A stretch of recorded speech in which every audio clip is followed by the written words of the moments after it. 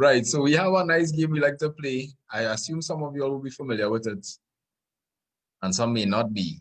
And we call it Fortunately, Unfortunately. And it is literally a series of like choices and events and realities that change things. So here's where we would really see how our choices can change, or what are the benefits or consequences if we choose one thing or another. How the whole thing could take a turn if we change one factor in the whole line. Wait, what next now? Fortunately. Fortunately, I didn't need the bread that much. I decided to make cornflakes and milk. But unfortunately, there was no milk in the fridge.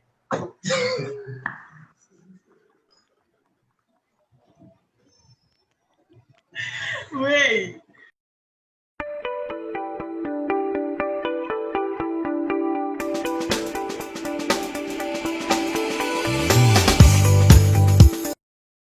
All right.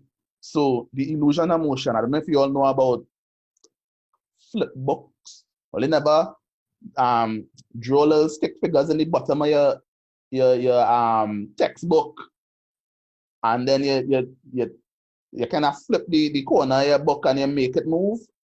Come on. I know people. Yeah, you see. So that is animation, and it's the same principle that they use for movies. All right. Instead of you drawing a little stick figure at the bottom of your book, it's actually a picture that you take, and then you take a next picture and a next picture. They even have a style of animation that uses that principle called stop animation. A very popular stop animation show is South Park. If you all didn't know, that they made these paper dolls for South Park. They move them into position, they snap a picture, then they go back and they move the character a little bit, and they snap another picture, and they move, and they keep doing that in a sequence, and then they play it together really fast, and you get motion. All right. So